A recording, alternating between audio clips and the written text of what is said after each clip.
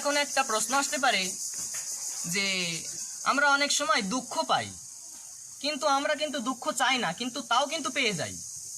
এটা হয় কেন? আমাদের শ্রুতি স্মৃতি ব্যাখ্যা দিচ্ছেন এবং মহাজনগণ আমাদের সেই উপদেশই দেন যে আমাদের প্রারব্ধ কর্ম থাকে। সেই প্রারব্ধ অর্থাৎ আমাদের কর্ম অনুযায়ী আমাদের বিভিন্ন কিছু সংগঠিত হয়। তার মধ্যে আমাদের ক্রিয়ামান পাপ, করিষ্য পাপ এবং সঞ্চিত পাপ, এই 3 প্রকার পাপ হয়। অর্থাৎ এখন আমি যেই পাপটা করছি সেটা হলো ক্রিয়ামান পাপ। করিষ্য পাপ যেটা আমি করব, করিষ্য যেটা আমি করব সেটা হচ্ছে করিষ্য পাপ। আর সঞ্চিত পাপ যেটা আমি অনন্ত জন্মে ঘুরে ঘুরে বিভিন্ন পশু দেহে, মনুষ্য দেহে বিভিন্ন পাপ করেছি, সেই পাপগুলো আমার সঞ্চিত আছে, তাকে বলে সঞ্চিত পাপ।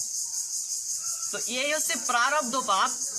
কি হয়, এই প্রারব্ধ পাপ অনুযায়ী পূর্ববর্তী জন্মে যদি আমার কোনো অপরাধ কিংবা পাপ থেকে থাকে, সেই প্রারব্ধ কর্মের ফলস্বরূপ আমরা দুঃখটা পাই। অনেক সময় আমরা এ জন্মে অনেক সময় পাপ কিংবা অপরাধ না করলেও দুঃখ কিন্তু আমরা পাই। এখানে এমন কেউ আছে যে দুঃখ প্রার্থনা করে? নিঃসন্দেহে নেই, কিন্তু তাও কিন্তু দুঃখ পান আপনারা। ঠিক যেমন আপনি যদি এখন সূর্যদেবের নিকট প্রার্থনা করেন, হে সূর্যদেব তুমি আজকে অস্ত যেও না, না যে থাকবে তো যাবে কিনা? ঠিক তেমনি বললেন যে তুমি সুখ না চাইতেও সুখ তোমার একদিন না একদিন আসবে, তুমি দুঃখ না চাইলেও দুঃখ একদিন না একদিন তোমার আসবেই আসবে। ঠিক যেমন রাত এবং দিন হয়, আপনি ভালোর মন্দটা, ভালো এবং মন্দ এই দুটোর পার্থক্য, এই দুটোর মর্যাদা, এই দুটোর তাৎপর্য এটা কিভাবে বুঝবেন? যদি হাসি আর কান্না না থাকতো, যদি কান্না না থাকতো হাসির মর্যাদা থাকতো না, যে হাসিতে কতটা আনন্দ। যদি রাত না থাকতো তাহলে আপনি দিনের মর্যাদা বুঝতেন না, যে দিন কতটা তাৎপর্য। এই জন্য বললেন সুখ এবং দুঃখ এগুলো চাওয়া লাগে না। ভাগবতে রয়েছে যে বিষ্ঠা ভোজি, যে মলমূত্র গ্রহণ করে শুকর, সেও প্রকৃতির নিয়মে সুখ একদিন না একদিন পেয়েই যায়। আর আমরা তো মানুষ, আমাদের কথা আর বলার কি? আমাদের সুখ প্রার্থনা করা যাবে না এটা। আর বিশেষ করে একজন ভগবত ভক্ত তো সুখ প্রার্থনা করবেই না। কেন?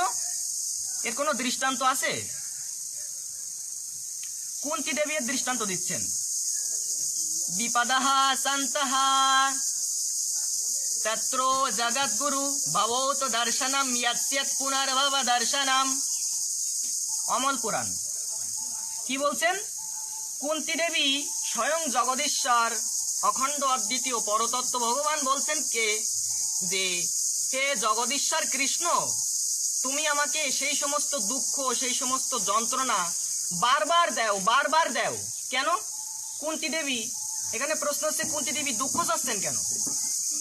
কুন্তী দেবী দুঃখ চাচ্ছেন এই জন্য যে হে জগদীশ্বর, তুমি আমাকে সেই সমস্ত দুঃখগুলো বারবার দাও, বারংবার দাও, কারণ একমাত্র দুঃখতেই তোমার কথা সব থেকে বেশি মনে থাকে। আমরা যখন সুখে থাকি ভগবানের কথা আমাদের কমই মনে পড়ে, সত্যি কিনা? কিন্তু যখন আমরা দুঃখের মধ্যে থাকি তখন কিন্তু ভগবানের কথা আমাদের বেশি মনে পড়ে। আর চৈতন্য চরিতামৃতে তো কৃষ্ণদাস কবিরাজ গোস্বামী বলেই দিলেন যে কুলীন পণ্ডিত কি যেন একটা আছে না, দিনেরে অধিক দয়া করেন ভগবান, কুলীন পণ্ডিত ধনির বড়ই অভিমান। এখানে দিনেরে অধিক দয়া করেন ভগবান কেন? যে দিনহীন কানাল তাকে ভগবান কেন দয়া করবেন? আর যে হচ্ছে পণ্ডিত, যে ব্রাহ্মণ গর্ব করে আমি বর্ণশ্রেষ্ঠ ব্রাহ্মণ, সবসময় বুক ফুলে উঁচু করে থাকে, তারপরে ধনী, কি হবে তাদের? তো বললেন যে দিনহীন দিনেরে অধিক দয়া করেন ভগবান, কুলীন পণ্ডিত ধনীর বড়ই অভিমান। কাঙাল ভগবানের কৃপা পাবে, কারণ তার মধ্যে দৈন্যতা রূপ জিনিসটি আছে, দৈন্যতা। আমার শিক্ষাগুরু শ্রী শ্রী ব্রজগোপাল মামা, তার কাছ থেকে আমার একটা তত্ত্ব আস্বাদিত হয়েছে যে বৈষ্ণব চরণ রেণু ভূষণ করিয়া তনু যাহা হইতে অনুভব হয়। একজন প্রকৃত বৈষ্ণব তার ভূষণ কি হবে? বললেন বৈষ্ণব চরণ রেণু ভূষণ করিয়া তনু।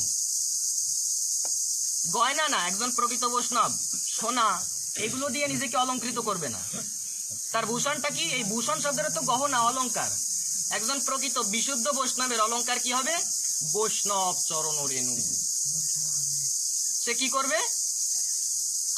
যেখানে বৈষ্ণবরা নৃত্য করেছে সেখানে গড়াগড়ি দেবে। এবং আমরা তো ধুলো নিয়ে মাথায় মাখি, কিন্তু না, বললেন কোথায় মাখতে হবে? ভূষণ করিয়া তনু, সর্বাঙ্গে।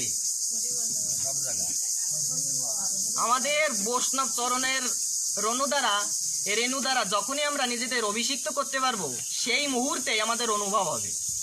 এর আগে ঈশ্বরের অস্তিত্ব, ঈশ্বরের অনুভূতি, ঈশ্বরের যেই অপ্রাকৃত লীলা ভাগবতেই রয়েছে। যে চৈতন্য চরিতামৃতেই আগে বলি, চৈতন্যের লীলা অতীব নিগুড়, না বুঝবে মূঢ়, বুঝবে রসিক ভক্ত। মহাপ্রভুর লীলা অতীব গুড়াতি গুড়ো, নিগুড়ো, অত্যন্ত রহস্যমণ্ডিত। তা কোনো সাধারণ মানুষের বোধগম্য নহে। সাধারণ মানুষ সেটা বুঝতে পারবে না। মহাপ্রভু যে লীলাগুলো করেছে, তো কে বুঝবে? বুঝবে রসিক ভক্ত, না বুঝবে মূঢ়। যে অজ্ঞান মূর্খ, সে মহাপ্রভু সেই লীলাকে বিকৃত করে ফেলে দেবে। অনেকেই আছে আমাদের ধর্মেই মহাপ্রভুকে একজন সাধারণ মানুষ বলে মনে করে। আর 100 মনীষী নামক একটা গ্রন্থ আছে, গ্রন্থ আমি বলবো না, বই বলবো, কারণ ওই 100 মনীষীর ভিতরে মহাপ্রভুর নাম দেশে। মানে মহাপ্রভুকে একজন মনীষী মনে করে অনেকে, একজন মহাপুরুষ, ভগবানের কোনো অবতার হবে এরকম মনে করে। তো বলছেন তারা মূর্খ, মুরাতি মূঢ়। তো এই জন্য বললেন চৈতন্যের লীলা অতীব নিগুড়, না বুঝবে মূঢ়, বুঝবে রসিক ভক্ত। আর মামার সাথে আমি শেয়ার করেছি, অনেক সময় আমরা এমন এমন কথা বলে ফেলি যে এই কথাগুলো আমাদের নিজেদের কাছেই ভালো লাগে। এরকম হয় কি না যে এক সময় আপনি এমন একটা কথা বলে ফেললেন, আপনার মুখ থেকেই বেরিয়ে গেল, অনেক সময় ওই কথাটা আপনার নিজেরই ভালো লাগে। তো আমার ক্ষেত্রেও এমন হয়েছে। তো এই কথার বক্তা আমি নই, স্বয়ং রাধা মাধবী আমাকে দিয়ে বলিয়েছেন এবং মহাপ্রভুই বলিয়েছেন। কি বলেছেন? যে গৌর ভক্ত নিঃসন্দেহে রসিক হবে অবশ্যই, কিন্তু তার চরিত্র হবে নির্মল। একজন মহাপ্রভুর, চৈতন্য মহাপ্রভুর ভক্ত রসিক অবশ্যই হবে, কিন্তু তার চরিত্র হতে হবে নির্মল, একদম বিশুদ্ধ। না হলে সে গৌর ভক্ত বলে আখ্যায়িত হতে পারবে না। কারণ ভক্ত হতে গেলেও কিছু কিছু গুণাবলীর আবশ্যিকতা থেকে থাকে। আর একজন বৈষ্ণবের গুণাবলী 26টি। এগুলো অর্জন করা কঠিন। কিন্তু এই যে আমাদের আচার্যবর্গ, এই আচার্য শব্দের অর্থ কি? দেখুন, আচার্য যিনি আচরণ করে শেখান তিনিই আচার্য। তো আমাদের সকলেরই চেনা শ্রীলা প্রভুপাদ, আন্তর্জাতিক কৃষ্ণ ভাবনামৃত সংঘের প্রতিষ্ঠাতা শ্রীল অভয়চরণ রবীন্দ্র ভক্তি বেদান্ত স্বামী প্রভুপাদ, উনি বলছেন যে একজন ভক্তের 26টি গুণাবলী থাকে এবং ওনার মধ্যে ওই 26টি গুণাবলীই ছিল, যিনি আমাদের আচার্য এবং আমাদের অনুসরণীয় সেই প্রভুপাদ। এই জন্য বলছেন যে বৈষ্ণব চরণ রেণু ভূষণ করিয়া তনু। বোঝা যায় কি? আমাদের বৈষ্ণবের চরণ রেণু এটা অঙ্গে মাখতে হবে এবং তখনই আমাদের ঈশ্বরের অনুভূতি হবে। এর আগে আপনারা এটাও জেনে থাকবেন যে মহৎ কৃপা বিনে কোনো কার্যে ভক্তি নয়। যতদিন না পর্যন্ত মহতের দৃষ্টি হবে, আপনার ভক্তি আসবে না। ভক্তি লাভের একমাত্র উপায় হচ্ছে ভক্ত সঙ্গ। আর একটা বিষয় অবশ্যই পরিষ্কার হওয়া দরকার যে আমাদের স্বভাব কিভাবে পরিবর্তন হবে। আমরা বাংলা প্রবাদ আছে অভ্যাসের দ্বিতীয় নামই স্বভাব, আর স্বভাবই অভ্যাস, অর্থাৎ অভ্যাসই স্বভাব আর স্বভাবই অভ্যাস। তো বললেন যে এই অভ্যাস কিংবা স্বভাবকে কিভাবে পরিবর্তন করা যায়। দেখুন, বাস্তব দৃষ্টান্ত দিয়েই বুঝুন। কৃষ্ণ যখন মামা শকুনিকে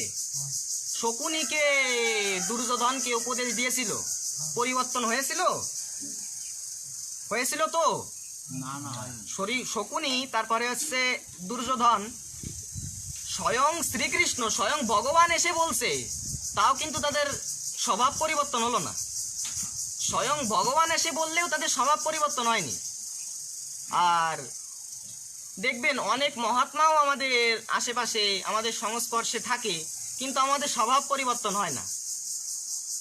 এখানে একটা অত্যন্ত তাৎপর্যপূর্ণ একটা তত্ত্ব আছে। আমাদের এই স্বভাবটা, আমাদের কৃপা হচ্ছে নাটা কেন, এটা আমাদের জানা দরকার। পরশমণির ছোঁয়ায় লোহা সোনা হয়, তাই তো? একটা পরশমণি লোহাকে স্পর্শ করলে সেই লোহাটা সোনা হয়ে যায়। তাহলে আপনি বিশুদ্ধ সাধু সঙ্গ, সেই বিশুদ্ধ সাধুকে যদি পরশ পাথর মনে করেন, ভালো করে বুঝুন, একজন বিশুদ্ধ বৈষ্ণবকে, তাকে বিচার বুদ্ধি করে যদি তাকে পরশমণি ভাবতে পারেন, তাহলে পরশমণি ছোঁয়ায় লোহা সোনা হয়। তাহলে আমাদের থাকতে হবে কি? পরশমণি থাকতে হবে, লোহা থাকতে হবে, আর কি হতে হবে?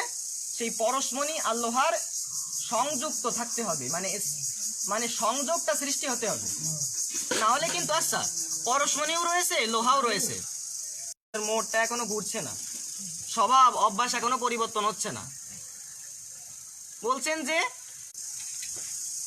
লোহাকে সোনা করে, তাহলে যে আপনাদের ভগবানের কথা শোনাচ্ছে, তার প্রতি হয়তো সেই উৎকণ্ঠিত প্রলুব্ধতা নেই, অর্থাৎ তার প্রতি শ্রদ্ধান্বিত সেই বোধটা, শ্রদ্ধাবোধটা আমাদের নেই, এর একটা অভাব। এবং আর কি বলছেন, যে এই শ্রদ্ধা নেই বলে, কোনো বিশুদ্ধ বৈষ্ণবের প্রতি শ্রদ্ধা নেই বলে, সেই বৈষ্ণবের ভজন শক্তির সাথে আপনার স্বভাবের কোনো পরিবর্তন হচ্ছে না। আপনি সাধুমুখে হরিকথা শুনবেন, তাও যদি আপনি আপনার স্বভাব পরিবর্তন না করতে পারেন, তো সব নিষ্ফল হয়ে যাবে। কারণ দেখুন, আপনি এখান থেকে যেই ভগবানের কথাগুলো শুনে যাচ্ছেন, এগুলো যদি নিজেদের জীবনে প্রয়োগ না করতে পারেন, তাহলে এই কান দিয়ে শুনলেন আর এই কান দিয়ে বের করে দিলেন। এটা এই ভগবানের কথাটা এমন নয়। ভগবানের কথাটা, এই যে ভগবানের কথা আপনারা যারা এত শ্রদ্ধা নিয়ে শুনছেন, তাদের কি হবে এখন? ভগবান উত্তর দিচ্ছেন, শ্রীন্মতম স্বকথঃ কৃষ্ণঃ হৃদ্যন্তহস্থ অভদ্রাণি বিধুনতি সুরিত সতাম। কি বলছেন? শ্রীন্মতম স্বকথঃ কৃষ্ণঃ পুণ্য শ্রবণ কীর্তনঃ হৃদ্যন্তহস্থ অভদ্রাণি বিধুনতি সুরিত সতাম। কোথায় আছে? অমল পুরাণ প্রথম স্কন্ধ, অধ্যায় নম্বর 2, শ্লোক সংখ্যা 6। ভুল হলো, শ্লোক নাম্বার 17। বলছেন যে যারা আপনাদের মতন শ্রদ্ধা নিয়ে ভগবানের কথা শোনে, ভগবান এই কথারূপ অবতার হয়ে সেই সমস্ত শ্রোতাদের হৃদয়ে প্রবেশ করে। এবং কি হয়? বাস্তব দৃষ্টান্ত দিয়ে বুঝুন। আপনার কোনো বন্ধু আছে, সেই বন্ধু যদি আপনার বাড়িতে যেয়ে দেখে আপনার ঘর নোংরা ময়লা, অনেক সময় আপনার সেই বন্ধু কিন্তু আপনার ঘরটা পরিষ্কার করে দেয় কি না? তো এই জন্য বলছেন, ভগবান কথারূপ অবতার হয়ে আপনার হৃদয়ে প্রবেশ করে যখনই দেখবে কামনা বাসনারূপ অন্ধকার কলুষতা পূর্ণ আপনার হৃদয় চিত্ত, একদম কলুষতা অপরিষ্কার, তো ভগবান কথারূপ অবতার হয়ে আপনার হৃদয়ে প্রবেশ করে বন্ধুরূপে আপনার হৃদয়ের সমস্ত কামনা বাসনা রূপ অন্ধকার নিজে ঝাড়ু দিয়ে পরিষ্কার করে দেবে। এই কথা আমার না, স্বয়ং ভগবান বলছেন যে শ্রীন্মতম স্বকথাঃ কৃষ্ণঃ। এখানে একটা জিনিস বলেছেন, শর্তটা এই যে শ্রীন্মতম স্বকথাঃ কৃষ্ণঃ, আমার কথায় শ্রদ্ধা নিয়ে আসো। এমনকি গীতায়ও আছে মাই আবেশ্যা মনো ইয়েমাম, একটা শ্লোকের বহুবিধ অর্থ হয়। তার মধ্যে এই শব্দটা একটু আবেশ নিয়ে আসেন। মই আবেশ্যা, মই মানে আমি, আর আবেশ্যা মানে আমার প্রতি আবেশটা নিয়ে আসো, তোমার আবেশটা আমার প্রতি নিয়ে আসো, ভগবান বলছেন। তো আমাদের প্রকৃত মঙ্গল, প্রকৃত কল্যাণ একমাত্র ভক্ত সঙ্গেই, আর আমাদের স্বভাব এবং অভ্যাস পরিবর্তন হবে একমাত্র ওই সাধু সঙ্গেই। কারণ মহাপ্রভুর কি নির্দেশ? সাধু সঙ্গ সর্বশাস্ত্রে কয়, লবমাত্র সাধু সঙ্গে সর্বসিদ্ধি হয়। সাধু সঙ্গেই আপনার কেবল ভক্তি লাভ হবে এবং আপনার স্বভাবও পরিবর্তন হবে একমাত্র সাধু সঙ্গেই। আপনি সেই বিশুদ্ধ সাধুর প্রতি যদি শ্রদ্ধা নিয়ে তার কথা হৃদয়ে লিখে নিতে পারেন, শুধু শুনলেই হবে না, এই কথাটা নিজের জীবনে প্রয়োগও করতে হবে। শুনে গেলাম আর ভুলে গেলাম, এখান থেকে শুনে যাচ্ছি, বাড়ি যেয়ে তা পালন করার কোনো বালাই নেই আর। মানে এখানে শুনলাম আর বাড়ি যেয়ে, মানে আমাদের কৃপা হয় না কেন জানেন? একটা বিষয়ের জন্য, সেটা হলো আমরা এখন এখানে সবাই ভক্ত, আমরা এখানে এখন সবাই ভক্ত, কিন্তু এখান থেকে যেই বাড়ি চলে যাব সেই অসুর। এখানে এখন ভক্ত আছি, কিন্তু এখান থেকে যখন বাইরে চলে যাব তখন অসুর হয়ে যাব। অসুর বললেও কম হয়ে যাবে, রাক্ষস। এখন যদি মানুষকে রাক্ষস বলে গালি দেওয়া হয়, তা রাক্ষসও লজ্জা পাবে যে মানুষের মতো তো হিংস্র না আমরা।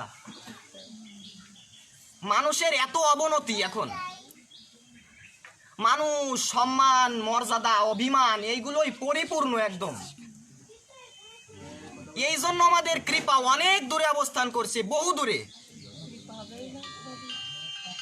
তো আমাদের গীতায় বলছেন ভগবান, মৃত্যু সংসার ও সাগরাত। আমাদের এই সংসারটা কি? আমাদের এই সংসারকে তুলনা করা হয়েছে একটা সাগরের সাথে, সমুদ্র। আপনারা শুনেও থাকবেন অনেক আলোচনায়। এই সংসারকে, আমরা যেখানে বাস করছি, এটাকে কারাগারও বলা হয়, এটাকে সংসার সাগরও বলা হয়।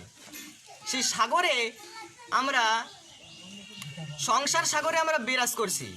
তো দেখুন, আপনি যদি সাগরে পতিত হন, অর্থাৎ আপনি যদি নদীতে কিংবা সাগরে পতিত হন, পড়ে যান, তাহলে আপনার যদি জীবন থাকে, আপনি যদি জীবন্ত হন, তাহলে আপনি ভাসবেন না ডুবে থাকবেন? জীবন্ত হলে কিন্তু আপনি ডুবে যাবেন। কিন্তু যখন আপনার হৃদয়ে, যখন আপনার হৃদদেশে, হৃদপদ্মে ভগবানের অবস্থান থাকবে না, তখন কিন্তু আপনার দেহটা লাশ হয়ে যাবে, আর লাশ রূপে কিন্তু আপনি তখন নদী কিংবা সমুদ্রের উপর ভাসবেন, তাই তো? তো এই জন্য বলছেন, যারা তাদের হৃদয় থেকে যারা অভিমান, কামনা, বাসনা এগুলো ত্যাগ করতে পেরে হালকা হয়েছে, তারাই একমাত্র এই সংসার সমুদ্রে ভেসে থাকতে পারবে, একমাত্র তারাই, তারাই পারবে একমাত্র। আর দেখুন, আমরা এই যে সুখ সুখ বলে একটা, মানে আমরা সবসময় সুখের পেছনেই দৌড়াই, ঘাম, মানে ঘাম ছুটিয়ে একটা অন্য একটা অবস্থা, মাথার ঘাম পাই ফেলি, রাত দিন খাটি একটু সুখের মুখ দেখবো বলে। অথচ ভগবান বলে দিয়েছে, এখন দিন হবে, রাতও আসবে, তুমি সুখ পাচ্ছ, তুমি না চাইতেও সুখ পেতে, তুমি দুঃখ পাচ্ছ, তুমি না চাইতেও দুঃখ পেয়েছো। তো বলছেন কি, সংসার ও দুঃখালয়াম অশাশ্বত লয়াম। সংসার আছে অশাশ্বত, অর্থাৎ অবিনশ্বর নয়, নশ্বর। নশ্বর মানে যেটা ধ্বংস হয়ে যায়, বিনাশ হয়ে যায়, যার অস্তিত্ব থাকে না। এটা কেমন? আমরা যখন মাতৃগর্ভে ছিলাম, ভূমিষ্ঠ হওয়ার পরে মাতৃবক্ষে, তখন আমরা দুগ্ধপান করেছি। কিন্তু যখন আমরা একটা প্রাপ্তবয়স্কে পৌঁছেছি, তখন কি মায়ের বক্ষে দুগ্ধ ছিল, অবস্থান করেছিল? তখন যেমন ভূমিষ্ঠ হওয়ার পরে আমরা মাতৃদুগ্ধ পান করতে পেরেছি, এবং প্রাপ্তবয়স্ক হলে যেরকম মায়ের বক্ষে দুগ্ধ আর অবস্থান করে না, এই হচ্ছে নশ্বর, যে পূর্বে ছিল কিন্তু এখন নেই। এটাকে অনিত্যও বলা যায়। এই যে সংসারটাও অনিত্য, কে বলেছে এত বড় কথা? শ্রীকৃষ্ণ ভগবান। এটা আমি গাল গল্প দিচ্ছি না এই জায়গা বসে, মন গড়া কোনো কথা না এগুলো আমার। সংসারও সাগরাত, এই সংসার একটা সমুদ্র, আর এই সংসার সমুদ্র সংসার ও কারাগারায়াম, এই সংসারটা একটা কারাগার। কারাগার মানে জেল বললে তো ভালো বুঝবেন মনে হয়, এগুলোর সাথে ভালো পরিচিতি আছে। এই সংসারটা একটা জেল। এই জেলের মধ্যে আমরা হাত জোড় করে প্রার্থনা করতেছি, একটু সুখ দাও, একটু সুখ দাও। তো কি বলছেন, একটা পাখি খাঁচার মধ্যে যখন থাকে, সেই পাখিকে যদি বলা হয়, ওয়ে পাখি তুমি ভালো আছো তো, তোমার দিনকাল কেমন কাটছে, তো নিঃসন্দেহে সেই পাখিটা বলবে আমি একটু ভালো নেই, আমি দিক দিগন্ত, আমি সেই আকাশ বাতাসে সেই সুমধুর কণ্ঠে গান করতে পারছি না, উড়ে বেরিয়েতে পারছি না, আমি উঠতে পারছি না আকাশে, সেই সুবিমল নির্মল হাওয়াতে আমি উঠতে পারছি না, এই বিশ্ব চরাচরে ঘুরে বেড়ানো থেকে, বিরত থেকে, এই কারাগারে বদ্ধ থেকে আমার একটুও শান্তি নেই। জেলের মধ্যে কে শান্তিতে থাকে? তো পাখি উত্তর দিচ্ছে আমি একটু সুখে নেই। অথচ এই সংসার রূপ কারাগারে থেকে বলছি, যদি আপনাকে জিজ্ঞেস করা হয় বাবা ভালো আছেন, হ্যাঁ বলি আউড়াই বাবা খুব ভালো আছি, ভালো আছি তো বাবা, ভালো আছেন? কি বলি ভালো আছি, খুব ভালো আছি। একটা পাখি বলছে, একটা পাখির এই চেতনা আছে যে আমি ভালো নেই, অথচ এই সংসার রূপ দুঃখ সমুদ্রে কারাগারে অবস্থান করেও বুলি আউড়াই কি খুব ভালো আছি। এই হচ্ছে আমাদের চেতনা। ধর্মহীনাহা পশুভি সমানহা, ধর্মহীন ব্যক্তি আর পশু এতে কোনো ভিন্নতা নেই। যার মধ্যে ধর্ম নেই, যে মানুষের মধ্যে, তার বেঁচে থাকা আর পশুর বেঁচে থাকা সমান সমান সমান, কোনো ভিন্নতা নেই। আর যতদিন না পর্যন্ত, ইতিপূর্বে বললাম, সাধু সঙ্গ, আপনার স্বভাব পরিবর্তন হবে কিভাবে? মহাজনগণ আরো দৃষ্টান্ত দিচ্ছেন, হরি কথায় রুচি আসতে হবে। যেই দিন আপনি হরি কথায় রুচি লাভ করবেন, মনে করবেন ভজন জগতে আপনার পদার্পণ হয়েছে। যখনই আপনি হরি কথায় আসক্তি অনুভব করবেন, তখনই ভাববেন আপনার কৃপা হচ্ছে, অলরেডি হয়েওছে। হরি কথায় আবেশ, হরি কথায় আসক্তি, কারণ কৃষ্ণ কথা আর স্বয়ং কৃষ্ণ, এতে কোনো ভিন্নতা নেই। এই যে হরে কৃষ্ণ লেখা আছে, কিংবা দেখবেন নামযজ্ঞে চারিদিক দিয়ে হরে কৃষ্ণ মহাপ্রভু নিতাই গৌরকে দাঁড় করিয়ে রেখেছে। এই সম্বন্ধে বিল্লমঙ্গল মাম আমাদের জ্ঞান দৃষ্টি দিচ্ছেন। এমনকি রূপ গোস্বামী পাদ এই সম্বন্ধে আমাদের পদ দেখাচ্ছেন যে কৃষ্ণ নাম এবং কৃষ্ণ স্বরূপ, এতে কোনো ভিন্নতা নেই, একদম এক। নিতাই গৌরকে দাঁড় করিয়ে রাখছে। আর কি, আমি আস্তে আস্তে দেখলাম শ্মশানের গায়ে চৈতন্য চরিতামৃত লেখা, রাধারানী সাহা না রাধারানী রাহা এরকম নাম লেখা, তারপরে দেখলাম ভগবানের নামই লেখা, আর বিভিন্ন জায়গায় এরকম ভগবানের নাম লেখা থাকে, তাতে ধুলো বালি পড়ে একটা বাজে একটা অবস্থা। অথচ বললেন কৃষ্ণ নাম এবং স্বয়ং কৃষ্ণ, এতে কোনো পার্থক্য নেই। অর্থাৎ যে ওই হরিনামের ওপর ওই যেই এক টুকরো যদি ময়লা পড়ে, স্বয়ং কৃষ্ণের উপর ময়লাটা পড়বে। কে বলেছে? রূপ গোস্বামী পাদ। কোথায়? শ্রী শ্রী কৃষ্ণ নামাষ্টকমের 6 নম্বর শ্লোকে, বাচ্যম বাচক মৃত্যু দেতি, যে হে হরিনাম তোমার 2টি স্বরূপ। আমি এই হরিনামের একটু তাৎপর্য আপনাদের আস্বাদন করিয়েই পাঠের বিশ্রাম রাখছি। আপনাদের কষ্ট হচ্ছে আমি বুঝছি। বললেন হে হরিনাম তোমার 2টা স্বরূপ, একটা হচ্ছে বাচক আর একটা হচ্ছে বাচ্যম বাচক মৃত্যু। বাচ্য আর বাচক হরিনামের 2টা স্বরূপ। তো একটা হচ্ছে অক্ষরময় বিগ্রহ আর একটা হচ্ছে মূর্তিমান বিগ্রহ। অর্থাৎ শ্রীকৃষ্ণের যে মূর্তি ওইটা এক রকমের বিগ্রহ, এটা বলছেন রূপ গোস্বামীপাদ। বুঝতে পারছেন আপনারা কেউ? রূপ গোস্বামীপাদ বলছেন যে হরিনামের দুইটা স্বরূপ, একটা হচ্ছে মূর্তিমান শ্রী বিগ্রহ আর একটা হচ্ছে অক্ষরময়। এই যে আমি এখন মুখে যদি উচ্চারণ করি কৃষ্ণ কৃষ্ণ, স্বয়ং কৃষ্ণ, এটা আমি এখন বলছি কৃষ্ণ, এটা স্বয়ংই কৃষ্ণ। কৃষ্ণ আর এই কৃষ্ণ নাম উচ্চারণ, এতে কোনো পার্থক্য নেই। এটা রূপ গোস্বামীপাদ লিখছেন, স্বয়ং গৌর সুন্দর মহাপ্রভুর পার্ষদ। হরিনাম মূর্তিমান শ্রী বিগ্রহ একটা, আর একটা হচ্ছে অক্ষরময় শ্রী বিগ্রহ। এছাড়াও পদ্মপুরাণেও রয়েছে নাম ও চিন্তামণি কৃষ্ণ চৈতন্য রস বিগ্রহ পূর্ণ শুদ্ধ নিত্য মুক্ত অভিন্নত্বৎ নাম নামিন। হরিনাম হচ্ছে নিত্য শুদ্ধ, নিত্য, যার কোনোদিন নষ্ট হয় না। এই যে হরিনাম, এই যে হরে কৃষ্ণ, এই যে জয় রাধে, এই যে জয় নিতাই, এই যে জয় গৌর, এইগুলো আমাদের দেশের কোনো পণ্ডিত, কোনো দার্শনিক এগুলো তৈরি করেনি। এগুলো আজানিক শব্দ, অর্থাৎ এগুলো সব চিন্ময় জগৎ থেকে ভগবানের যে পার্ষদবর্গ, ভগবানের ঋষি মুনিরা তাদের সেই অপরোক্ষ অনুভূতির দরুন ভজনানুভূতি দিয়ে, তাদের সেই জ্ঞানদৃষ্টি দিয়ে, তাদের সেই অমৃত চিন্ময় অনুভূতিতে লিপিবদ্ধ করেছেন। এগুলো স্বয়ং কৃষ্ণ থেকে নেমে আসছে। এছাড়াও ভাগবতেও রয়েছে যে বেদ, স্মৃতি, পুরাণ, এইগুলো সকলই ভগবানেরই আদেশ। আর একদম সুস্পষ্টভাবে কোথায় আছে যে এই যে আপনারা যে কথাগুলো বলছেন, এইগুলো আমার মন গড়া কোনো কথা নয়, এগুলো স্বয়ং কৃষ্ণেরই উক্তি। কোথায় আছে এই ধরনের কথা? বলছেন শ্রুতি শ্রুতি স্মৃতি মাময়ী বজ্ঞা ইয়স্তমূল লঙ্ঘা বর্ততে আজ্ঞচ্ছেদি মামাদ্রহি মদ ভক্ত বিনা বৈষ্ণবঃ। কোথায়? বাধুল সংহিতা কিংবা বাধুল স্মৃতিও বলা যায়, 189তম শ্লোক। কি বলছেন? শ্রুতি এবং স্মৃতি। শ্রুতি মানে বেদ, স্মৃতি যেমন বিভিন্ন সংহিতা, যেমন অঙ্গিরা সংহিতা, তারপরে ব্যাস সংহিতা, তারপরে পরাশর সংহিতা, বৃহৎ পরাশর সংহিতা, তারপরে গর্গ সংহিতা, এরকম অনেক সংহিতা আছে।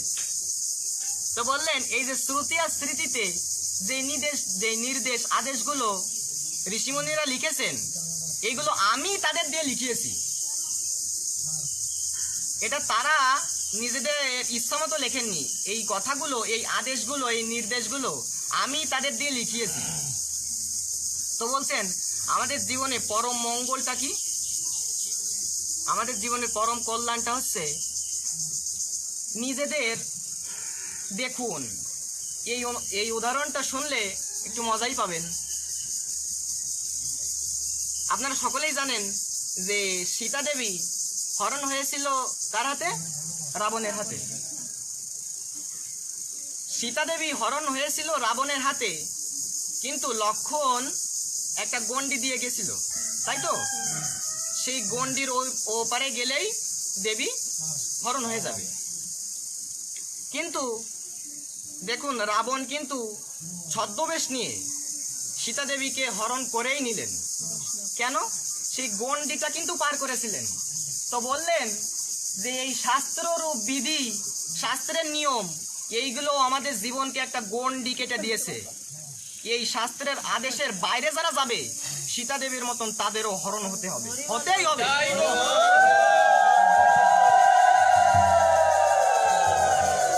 কিন্তু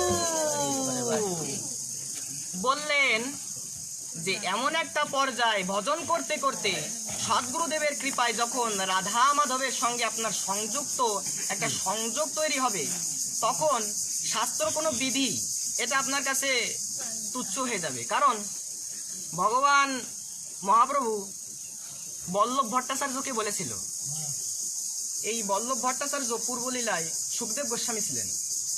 সুখদেব গোস্বামী এই কলিতে কে হয়ে এলেন? বল্লভ ভট্টাচার্য। তো মহাপ্রভু বল্লভ ভট্টাচার্যকে বললেন যে ভগবদ ভক্তি বিহীনস্যা জাতিহি জনস্তপহা। ভগবদ ভক্তিবিহীন তুমি জপ করো, তুমি যাগ যজ্ঞ করো, তুমি তপস্যাই করো না কেন, সব বৃথা হয়ে যাবে আর নিষ্ফল, নিরর্থক সব। এখানে প্রযোজ্য শর্তটা কি? ভগবত ভক্তি। কেন বৈষ্ণব বন্ধনায় গাইলেন না যে গোবিন্দ কহেন মম বৈষ্ণব পরাণ? স্বয়ং কৃষ্ণ বলছে, এই কথা তো গাই আমরা, মুখস্থ গাই, বুঝি তো এগুলো। গোবিন্দ কহেন মম বৈষ্ণব পরাণ। আহা, গোবিন্দ বলছেন যে বৈষ্ণব, মম মানে আমার, গোবিন্দ কহেন বৈষ্ণব, গোবিন্দ কহেন মম বৈষ্ণব পরাণ। যারা বিশুদ্ধ বৈষ্ণব তারা আমার হৃদয়। গোবিন্দ বলছেন যারা বৈষ্ণব তারা আমার হৃদয়। আর একটু বাস্তবতার দিকে একটু যাই। বর্তমানে কি হয়, রামকৃষ্ণদেবের একটা উদাহরণ আছে। রামকৃষ্ণদেব দেবতাদের সাথে কথা বলছেন, তো দেবতারা রামকৃষ্ণদেবকে বলছেন যে রামকৃষ্ণ, তুমি যা পৃথিবীতে প্রচার করে এলে মানুষ তা কতটুকু মানছে? এই কথা বললে রামকৃষ্ণদেব তদুত্তরে বলছেন যে আমি পৃথিবীতে যা করতে বলে এসেছি তা কতটুকু পালন করছে আমি তা জানি না, কিন্তু যা আমি বেশি বেশি করে নিষেধ করে এসেছি তাই বেশি বেশি করে করছি। করছেও তাই। আমাদের এখন সচ্চা কাহে তো মারো লাট্টা আর ঝুট হাই জাগাতে ভুলায়।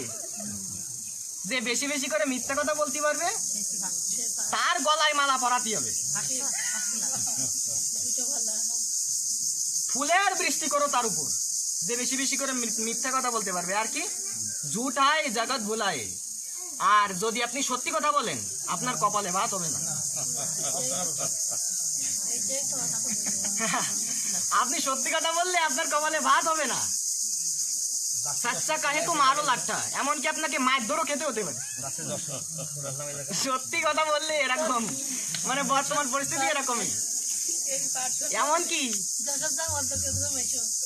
এমনকি কি হবে, রামচরিত মানসে যিনি মাতা সীতা ঠাকুরানী এবং রামচন্দ্রের সাক্ষাৎ দর্শন পেয়েছিলেন, তিনি তার মনোসংবেদ্য অনুভূতি মিশ্রিত দিয়ে লিপিবদ্ধ করেছেন যে और ना चाही मार्कट की भाई और शुद्रा दिजानाहा उपदेशा ही জ্ঞানা। কলিতে কি হবে, ব্রাহ্মণরা সামনে বসে থাকবে। ভালো করে বুঝুন কলিতে কি হবে। সমস্ত ব্রাহ্মণরা সামনে এরকম বসে থাকবে, আর শূদ্ররা কি করবে জানেন? আঙুল উঁচু উঁচু করে এরকম বলবে। হ্যাঁ, কি বলবে যে জন্ম না যায়তে শূদ্র সংস্কার দ্বিজ উচ্চতে, জন্ম থেকে সবাই শূদ্র। অর্থাৎ এটাই প্রমাণ করতে চাইবে যে যে ব্রহ্মজ্ঞান, যার ব্রহ্মজ্ঞান আছে সেই ব্রাহ্মণ। অথচ আমাদের শ্রীকৃষ্ণ ভগবান বলছেন মহাভারতে অশ্বমেধিক পর্বে, নাম মাত্রে না ব্রাহ্মণা পূজ্য, হোক সে ব্রাহ্মণ কিচ্ছু পারে না, তার কোনো গুণ নেই, তবুও সেই ব্রাহ্মণ পূজ্য, স্বয়ং শ্রীকৃষ্ণ বলছেন। আর আপনাদের এই ভ্রান্ত ধারণা আমি এখনই পরিষ্কার করে দেব, একজন ব্রাহ্মণ শ্রেষ্ঠ, কিন্তু ভগবান বললেন যদি সে ব্রাহ্মণ বৈষ্ণব হয় তবে সে সর্বশ্রেষ্ঠ। ব্রাহ্মণ শ্রেষ্ঠ ঠিক আছে, কিন্তু ব্রাহ্মণ যদি বৈষ্ণব হয়, ব্রাহ্মণ বৈষ্ণব, তবে সে সর্বশ্রেষ্ঠ। এটা আমি আমার দাম বাড়ানোর জন্য বলছি না, যা সত্যি তাই বলছি। ভগবান কি বলছেন, আমি তৃতীয় স্কন্ধের 16 অধ্যায় খুলবেন, ওইখানে আছে স্বয়ং শ্রীকৃষ্ণ বলছেন যে হে মানুষ, আমি একজন প্রসাদভোজী ব্রাহ্মণের মুখে সুস্বাদু আহার্য যতটা আনন্দ সহকারে গ্রহণ করি, যজ্ঞে যজমানের দ্বারা হবিতেও আমি ততটা খুশি হই না। অর্থাৎ যারা যজ্ঞ করে, ওই যে ঘি দেয়, তারপরে অন্যান্য অনেক জিনিস দেয়, তো ওইগুলো দিলেও ভগবান ততটা খুশি হয় না যদি একজন ব্রাহ্মণ প্রসাদভোজী হয়। আর ব্রহ্মবৈবর্ত পুরাণেও বলেছেন ভগবান স্বয়ং ব্রাহ্মণের মুখে আহার করেন। যেখানে মনুসংহিতায় আছে, যেখানে বেদে আছে, যেখানে ভাগবতে আছে যে ব্রাহ্মণ স্বয়ং ভগবানের মুখ। এমনকি ভগবান ব্রাহ্মণের দেহে বিরাজ করে এই পৃথিবীতে ঘুরে বেড়ায়, অন্য কারোর দেহ নয়। আর যদি সে হয় ব্রাহ্মণ বৈষ্ণব, তাহলে আর কি কথা তার। আর আমরা কি শিক্ষা দিই?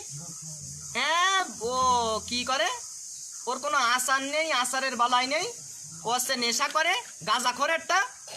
ও ব্রাহ্মণ হয়ে যেগুলো করা যায় না সব করে, ওরে শ্রদ্ধা করতে হবে কেন? আমরা এই শিক্ষা দিই। কিন্তু ভগবান আমাদের কি বললেন? যে নামমাত্রেন ব্রাহ্মণ পূজ্য।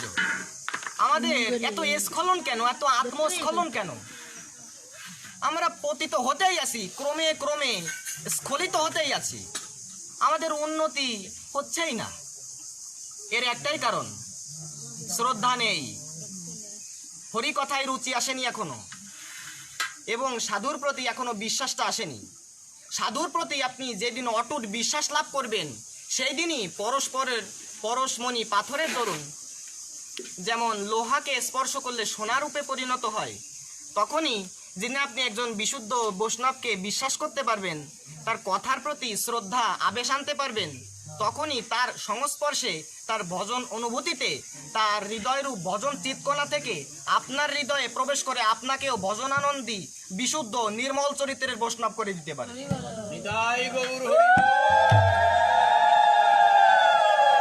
দেখুন, বৈষ্ণবের পাশে বসলে এর কি মহিমা। বলছেন যে একজন চাষ করছে জমিতে, আমি ইতিপূর্বে দিয়েছি কিন্তু এটা পুনরাবৃত্তি করা হয়নি, কিন্তু এটা বলা দরকার। বলছেন যে একজন চাষি চাষ করছে খেতে, তার পাশে আর একজন চাষ করে। তো সেই চাষি মনে করেছে যে এই বছর আমি আর চাষ করব না। তো পরের দিন সে সকালে এসে তার খেতে গেছে, খেতে যেয়ে দেখে যে এ কি অবস্থা, আমার জমিতে জলে ভরে গেছে, একদম কাদা কাদা হয়ে গেছে। কেন? আমার পাশে যে চাষ করে ও সেচ দিচ্ছে, জলটা শুয়ে শুয়ে আমার ক্ষেতের মধ্যেও চলে আসছে। তো তখন বলছেন ওই যে সেচ দিয়েছে, তখন ও অন্য এক চাষিকে বলছে যে তোমার পাশে আর একজনের যেই চাষের জমিটা আছে ওইখানে জলটা যায়নি কেন? মানে যে সে মানে চাষটা করে সেচ দিয়েছে, সেই সেচ দেওয়া চাষি বলছে যে এই বছর সেচটা দেয়নি, অর্থাৎ চাষটা করেনি জমিটা। তাকে বলছে যে তোমার জমিতে জল না যে, অর্থাৎ তোমার পাশের জমিতে জল না যে তোমার ক্ষেতে জলটা কেন গেল, তোমার ক্ষেতটা কাদা কাদা কেন হলো? তো তখন সেই চাষি বলছে তুমি পাগল নাকি? আমি চাষ করেছি আমার ক্ষেতে, চুয়ে চুয়ে জলটা তোমার খেতে যাবে না তো পাশের খেতে যাবে নাকি? তো ঠিক তেমনই যদি কোনো ভজনশীল আচরণশীল বৈষ্ণবের পাশে আপনি বসতে পারেন, তার যেই উৎকণ্ঠিত মনোভাব, তার সেই ভজন চিৎকণা আপনার মধ্যে চুয়ে চুয়ে প্রবেশ করবে। কিন্তু বলছে এক বিন্দু সুরা স্পর্শে পূর্ণ দধির কলসি অপবিত্র হয়ে যায়। আপনাদের মনে হয় বোঝাতে পারলাম না? এক বিন্দু মদের স্পর্শে একটা দুধের কলস অপবিত্র হয়ে যায়, এক বিন্দু মদের স্পর্শে। এর তত্ত্বটা কি?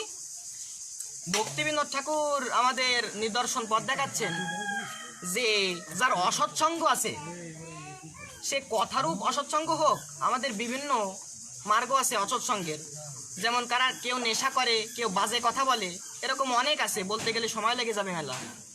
বলছেন যাদের যে কোনো প্রকার অসৎসঙ্গ থাকুক না কেন, অসৎসঙ্গ থাকলে সহস্র সাধনেও তার এক পাও উন্নতি হবে না। এর তত্ত্বটা এই, যার অসৎসঙ্গ আছে সহস্র সাধনেও তার এক পাও উন্নতি হবে না। কে বলেছে এত বড় কথা? আমাদের আচার্য, বৈষ্ণব আচার্য মুকুটমণি ভক্তিবিনোদ ঠাকুর। কারোর ক্ষমতা নেই এই কথা কেটে দেবে। এই জন্য আমাদের আবেশ, আমাদের রুচি। আলোচনার মূল সাক্ষাৎকার এই যে আমাদের জীবনের পরম মঙ্গল এই হরিকথায় আবেশ, ভক্ত সঙ্গ, সাধু সঙ্গ। কেন? ভাগবতী আমাদের বলছেন, তুলায়াং লবেনয়াপি না স্বর্গম না পুনর্ভবম ভগবৎ সঙ্গী সঙ্গস্য মার্ত্যানাম কিমুতাশিষা। কোথায় আছে? প্রথম স্কন্ধ, অধ্যায় নাম্বার 18, শ্লোক সংখ্যা 10। কি বলছেন? অমল পুরাণ প্রথম স্কন্ধ, অধ্যায় সংখ্যা 18, শ্লোক সংখ্যা 13। কি বললেন? যে তুলয়াং লবেনয়াপি, লব মাত্র যদি কোনো সাধুর সংস্পর্শ পাও, কি হবে? তুলয়াং লবেনয়াপি না স্বর্গম না পুনর্ভবম। যদি কোনো সাধুর সংস্পর্শ পাও, বিশুদ্ধ সাধু তাও, তাহলে কি হবে? তোমার কাছে স্বর্গ, মোক্ষ, এমনকি ব্রহ্মপদ, ধ্রুবপদ, সত্যলোক এগুলোও তুচ্ছাতি তুচ্ছ হয়ে যাবে যদি কোনো বিশুদ্ধ সাধুর সংস্পর্শ পাও। এগুলো সব তুচ্ছ হয়ে যাবে। আর কি? আর যদি মারতিয়ানাম কিম উত আশিসা, আর যদি সে আপনাকে আশীর্বাদ করে, মারতিয়ানাম কিম উত আশিসা, যদি সে আপনাকে আশীর্বাদ করে, তাহলে আপনি কোন স্তরে উঠে যাবেন এ কল্পনাও করতে পারবেন আপনি। স্বয়ং ভগবানই বলছেন ভাগবতে। তো এই জন্য ভাগবতে আরো রয়েছে, ভগবদ বিদাহা ভাগবতঃ তীর্থভূতাঃ স্বয়ং বিবতীর্তি কুর্বন্তি স্বান্তঃস্থেন তথাবৃতা। ভাগবতে আরো বললেন যে ভগবত ভক্তরা এত পবিত্র কেন? কারণ তারা কেবল মুখে গায় না যে তোমার হৃদয়ে সদা গোবিন্দ বিশ্রাম। কেন? কারণ তারা তাদের হৃদয়ে ভগবানকে স্থান দিয়েছে। তারা শুধু বলে না যে তোমারও হৃদয়ে সদা গোবিন্দ বিশ্রাম, অর্থাৎ আমি গাইছি কিন্তু আমার নিজের হৃদয়ে গোবিন্দকে বিশ্রাম এখনো পর্যন্ত দিলাম না। এই জন্য বলছেন যে যারা তোমারও হৃদয়ে সদা গোবিন্দ বিশ্রাম, বিশুদ্ধ বৈষ্ণব তার হৃদয়ে ভগবানকে নিত্য সেবা দেয় এবং সেবা দিয়ে ভগবানের স্থানকে এতটা পবিত্র মণ্ডিত করে ফেলে যে তার হৃদয়কে ভগবান নির্মল তো করেই দেয় এবং তাদের এত ক্ষমতা হয়ে যায় যে তারা তীর্থকে পর্যন্ত পবিত্র করতে পারে। কথাগুলো ঝড়ের বেগে বলে যাচ্ছি, আপনাদের হৃদয় দিতে পারছি না, অক্ষম তো আমি। তো বলছেন যে একজন বৈষ্ণব তার হৃদয়ে পরমেশ্বর রূপ ভগবানকে স্থান দিয়ে সমস্ত তীর্থক্ষেত্রকেও পবিত্র করে। কতটা এতটা মহিমাপূর্ণ বিল্বমঙ্গল মহানন্দন বলতে হয়। যদি এই কথাগুলো একটু বাঁধিয়ে রাখতে পারতাম। একজন বৈষ্ণব তার হৃদয়ে ভগবানকে স্থান দেয় এবং সেবা দেয়।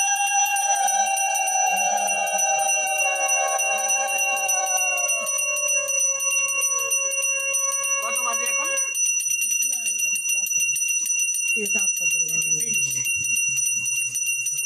আপনাদের বেশি কষ্ট দেব না, আমি আসলে প্রসঙ্গক্রমে অন্যদিকে চলে যাই। আমি বলেছিলাম যে হরিনামের প্রসঙ্গে একটু আলোকপাত করেই পাঠের বিশ্রাম দেব। আসলে এমনটা হয় কেন জানেন? এমনটা হয় এই কারণেই, ভক্তদের কারণেই। কোনো বক্তা যদি ভাবে আমি ব্যাখ্যাকার, আমি বক্তা, আমিই বলছি, তার পাঠ হবেই না। তাহলে কি? তার নির্ভরশীল হতে হবে রাধারানীর উপর, যে রাধারানী আমাকে সপ্রকাশ স্ফুরণ করাবে আর সেইগুলোই আমি বলবো, তখনই তার পাঠ মহিমা মণ্ডিত হবে। এজন্য বলছেন যে ভক্তদের কারণেই, ভক্তদের যদি আবেশ এবং শ্রদ্ধা থাকে না, তাহলে অনেক সময় বিল্বমঙ্গল মামা বলে যে আমাকে অনেক মানুষই বলেছে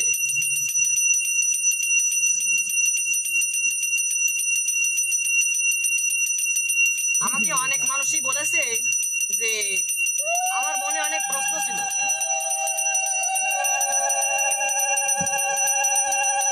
পাঠের সময় বেশি বার উলু দিতে নেই, এতে বিঘ্ন বারবার এরকম উলু দেবেন না।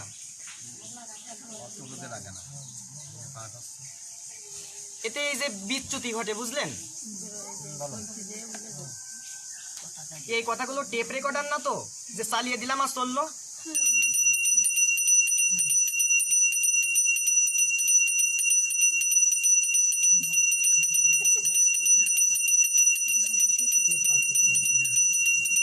বলছেন কোন প্রসঙ্গে ছিলাম একটু ধরিয়ে দেন। বিল্লমঙ্গল মামা, এরকম হলে এরকমই হয়। বিল্লমঙ্গলরা রেকর্ড করে রাখতেন। আমি হরিনামের প্রসঙ্গেই যাই। আমাদের মহাপ্রভু নির্দেশ দিচ্ছেন, হরে কৃষ্ণ কৃষ্ণ কৃষ্ণ হরে হরে, হরে রাম রাম রাম হরে হরে। ইহা জপ করো গিয়া সবিয়া নির্বন্ধ। ইহা গিয়া করিয়া জপ সবে নির্বন্ধ। এখানে একটা শব্দ ব্যবহার করা হয়েছে, এই পয়েন্টটা চৈতন্য ভাগবতের। কে লিখেছেন? চৈতন্য ভাগবত, কলির ব্যাস অবতার, অর্থাৎ দাপরে যিনি ব্যাস অবতার ছিলেন, ব্যাসদেব, শ্রীল কৃষ্ণদ্বৈপায়ন বেদব্যাস, তিনি কলিতে কি হয়ে এসেছেন? শ্রীল বৃন্দাবন দাস ঠাকুর। তো তিনি লিখছেন চৈতন্য ভাগবতে। এই চৈতন্য ভাগবতটা সমগ্র ভাগবতের সার। এই যে ভাগবতে 18,000 শ্লোক রয়েছে, এই 18,000 শ্লোকের সারাতি সার সমষ্টি। তো সেই নির্যাসে মহাপ্রভুর উপদেশ আমাদের দিচ্ছেন যে, মহাপ্রভু বললেন ইহা জপ করো গিয়া সবে নির্বন্ধ। নির্বন্ধ মানে সংখ্যা। আমাদের জপ করতে হবে কিভাবে? সংখ্যা রেখে। অনেকে বলে, আমার বাবাকে একদিন বলছে, ভগবানের নাম আবার সংখ্যা রেখে হয় নাকি? আমার বাবাকে বলছে। তো না জানা থাকলে এরকম প্রশ্ন তো করবেই। আমাদের ভক্তি জীবনে উন্নতির একটা উপায় হচ্ছে, 6টা উপায়ের মধ্যে ওই যে 6 বেগদমি, 6 দশসদী, 6 গুণ, ওই 6 গুণের মধ্যে একটা কি? পূর্বতন আচার্য বর্গের পদাঙ্ক অনুসরণ করা। অর্থাৎ আমাদের যেই আচার্য বর্গ, তারা আমাদের যেইগুলো আদেশ দিয়েছেন সেইগুলো পালন করা, সেইগুলো অনুসরণ করা। এটা আপনার ভক্তি জীবনে উন্নতির একটা পদক্ষেপ। তো বলছেন যে আমাদের পূর্বতন আচার্যবর্গ, হরিদাস ঠাকুর 3 লক্ষ নাম জপ করতেন কিভাবে? যেমন তেমন ভাবে নাকি সংখ্যা রাখতেন? বলুন আপনারা। হরিদাস ঠাকুর সংখ্যা রেখে জপ করতেন। এই জন্য বললেন পূর্বতন আচার্যবর্গের পদাঙ্ক অনুসরণ।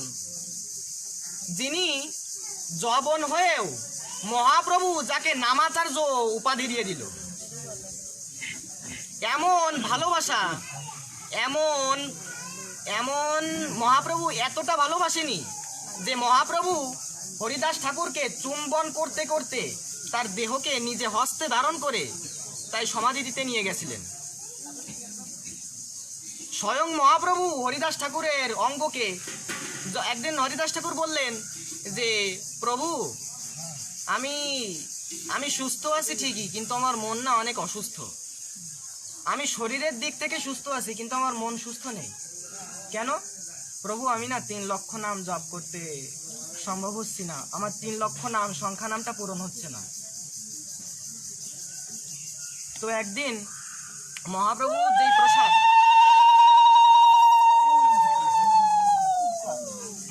যেই প্রসাদ সেটাও পেলেন। অর্থাৎ মহাপ্রভুর যেই প্রসাদটা হরিদাস ঠাকুরকে আনা হলো তার কাছে, তখন হরিদাস ঠাকুর তার থেকে কিঞ্চিত মাত্র নিয়ে তারপরে আবার জবে প্রবৃত্ত হলেন। এজন্য বলছেন যে পূর্বতন আচার্যবর্গ কিভাবে করেছে, আমাদের আদর্শও সেইভাবেই হওয়া উচিত। এই জন্য আমাদের সংখ্যা রাখি। এছাড়া হরিদাস ঠাকুর আমাদের কি বললেন যে, পশু পাখি কীটয়াদি, রাধে রাধে, পশু পাখি কীটয়াদি বলিতে না পারে, শুনিলেই হরিনাম তারা সবে তরে। বললেন যে পশু পাখি কীটয়াদি, তারা তো কৃষ্ণ বলে উচ্চারণ করতে পারে না, পারে কি? তারা যেহেতু পারে না, সেই জন্য আপনি যদি জোরে জোরে কৃষ্ণ নাম উচ্চারণ করেন, তারা যদি শুনতে পায় তারাও উদ্ধার হয়ে যাবে। এই জন্য বলছেন যে উচ্চস্বরে করিলে নাম শতগুণ ফল হয়, এই তো গায় সর্ববেদে। আমরা এই যে কীর্তন করি না হাতে তালি দিয়ে, যে কীর্তনটা আমরা সংখ্যা রাখি না, এই যে আমরা নৃত্য করি কিংবা হাতে তালি দিয়ে যেই কৃষ্ণ নামটা করি, পদ্মপুরাণ বলছেন এটাও আমাদের সংখ্যা হয়ে যায়। এটা আমরা কিন্তু সংখ্যা রাখছি না, কিন্তু এটা আমাদের সংখ্যা হয়ে যাচ্ছে, পদ্মপুরাণ বলছে। তো মহাপ্রভুর যে নির্দেশ যে সর্বক্ষণ বলো ইথে বিধি না হিয়ার, এই হরিনাম সর্বক্ষণ বলো, এতে কোনো বিধি নাই। অর্থাৎ আপনি যে বাথরুমে যে হরিনাম করতে পারবেন না এটা নয়, সব সময় হরিনাম করার কোনো কাল, স্থান, পাত্র অপাত্র, কোনো জায়গার কোনো বিচার নেই। আপনি সব স্থানে হরিনাম করতে পারবেন। এমনকি মহাপ্রভু এই কথাই বলেছেন তার শিক্ষাষ্টকে, যে নামকারী বহুধা নিজ সর্বশক্তি তত্রার্পিত নিয়মিত স্মরণে না কালহা, যে কোনো কাল নেই, হরিনাম করবা, এতে কোনো কালের বিচার করা লাগবে না। স্মরণে না কালহা, অর্থাৎ আমাদের হরিনাম, আপনাদের কি বোঝাতে পারছি? হরিনাম করতে কোনো কালের আবশ্যকতা নেই। বাথরুমে হোক, যেখানে হোক, বাগানে হোক, আপনি যেখানে খুশি হরিনাম করতে পারেন। তো মহাপ্রভু বলছেন সর্বক্ষণ বলো ইথে বিধি না হিয়ার, সর্বদা অহর্নিশি চিন্ত কৃষ্ণ, কিবা শয়নে কিবা জাগরণে কিবা ভোজনে, খাইতে শুইতে উঠিতে বসিতে যথা তথা নাম লও, দেশকাল নিয়ম নাহি সর্বসিদ্ধি হয়। বলছেন তুমি শুয়ে থাকো, তুমি নিদ্রায় থাকো, তুমি বনে বাদারে থাকো, যেখানেই থাকো না কেন হরিনাম করো। কারণ এই একমাত্র কলিযুগের যেটা জীবধর্ম, পরম ধর্ম, তা হলো হরিনাম। আর এই হরিনাম ছাড়া আমাদের অন্য কোনো গতি নাই। এই যে আপনারা জেনে থাকবেন, হরিনাম করতে গেলে এইদিকে লক্ষ্য করুন, হরিনাম করতে গেলে আমাদের অপরাধ আছে। এজন্য আচার্যবর্গ বললেন যে অপরাধ শূন্য হইয়া লহ কৃষ্ণ নাম, তুমি অপরাধ শূন্য হয়ে তবে কৃষ্ণ নাম লও। ওই যে ওখানে লেখা আছে তো, ওই যে অপরাধ থাকিলে যদি না হয় অশ্রুধার, তবে জানি অপরাধ আশয়ে প্রচুর। কৃষ্ণ নাম বীজ, তাতে না হয় অঙ্কুর। যদি অপরাধ থাকে, কৃষ্ণ নামরূপ মহামন্ত্র, শোধন মন্ত্র, আপনার জীবনকে পুনরুজ্জীবিত করা মন্ত্র, আপনার অঙ্কুরিত হবে না। আপনি একটা বীজ পুঁতলেন মাটিতে, সেই বীজটাকে যদি পরিচর্যা জল না দেন, তাহলে অঙ্কুর হবে কি করে? হবে নাকি? না, হবে না। এজন্য বললেন যে অপরাধ থাকলে কৃষ্ণ নামরূপ বীজ অঙ্কুরিত হবে না। এত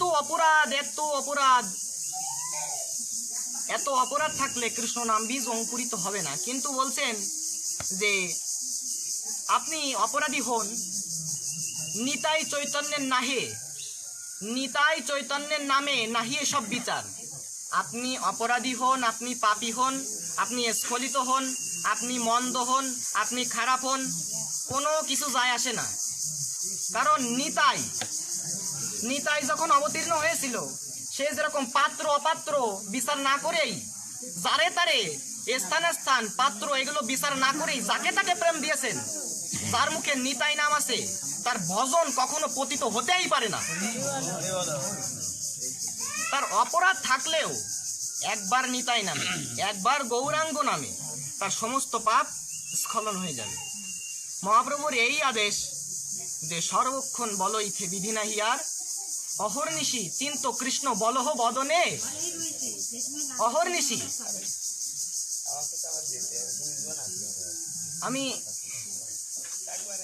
আমি বিশ্রাম দিচ্ছি এখন। অহর্নিশি চিন্ত কৃষ্ণ বলহ বদনে। এখানে একটা বিভ্রান্তি তৈরি হয়, যখন আমরা রাতে ঘুমাই তখন কিভাবে হরিনাম করব? আপনি সারাদিন রাধারানীর চিন্তা করছেন, আপনি সারাদিন রাধারানীর চিন্তা করছেন, রাতে যখন ঘুমাবেন আপনি রাধারানী বিনা অন্য কিছু দেখবেন না। কারণ আপনি যেই অবস্থায় যেই পরিবেশে থাকবেন না কেন, ওই পরিবেশটাই মস্তিষ্ক গ্রহণ করে এবং যে সবসময় ভগবানের অর্চনা, ভগবানের সেবা পূজার মধ্যে থাকে, সবসময় ভগবত চিন্তন করে, কি হয়? আর এখানে আছে সামনে আসো মামা। বলছেন যে যখন আমরা ঘুমিয়ে থাকি তখন আমরা কিভাবে ভগবানের চিন্তা করব, এজন্য বলছেন মহাপ্রভু, সর্বক্ষণ বলো ইথে বিধি নাহিয়ার স্মার্তাবিহা সততম বিষ্ণু। এই কথা পদ্মপুরাণে তো রয়েছেই এবং এই কথা স্বয়ং মহাপ্রভু সনাতন গোস্বামীকে বলেছিলেন। কি বলেছিলেন? স্মার্তাবিহা সততম বিষ্ণু বিস্মর্তব্যা না জাতুচিত সর্বে বিধি নিষেধা সু এতাহা এবা কিঙ্কার। আমি এখনই ছেড়ে দিচ্ছি। বলতেন যে সর্বদা ভগবানকে চিন্তা করতে হবে, যেই কথা মহাপ্রভু আমাদের বললেন। এবং যখনই আপনি সবসময় ভগবানের চিন্তা করতে পারবেন, আপনি যখন ঘুমাবেন তখনও দেখবেন আপনার জপ হচ্ছে, আপনার হাত নড়ছে এবং তখনও আপনি সেই সারাদিন যা চিন্তা করেছেন আপনি শয়ন করলেও সেই একই চিন্তাই আসবে, ভিন্ন চিন্তা আসবে না। তো আপনাদের নিকট এই প্রার্থনা রেখে আমি পাঠের এখানে বিশ্রাম দেব যে নিতাই এবং চৈতন্যকে কখনো ভুলে যাবেন না, কারণ তারাই আমাদের একমাত্র আশ্রয়। তাদের কৃপা করুণা, তাদের করুণা ব্যতীত আমাদের কিন্তু অপরাধ থাকলে এগোতে পারবো না। কিন্তু অপরাধ যদি থাকে, নিতাই চৈতন্য নাম যদি মুখে থাকে, তাহলে আমরা অবশ্যই পার হয়ে যেতে পারবো এই ভবসমুদ্র। তো পাঠের এখানেই বিশ্রাম রাখছি। রাধা কৃষ্ণ প্রেমানন্দে হরি বল।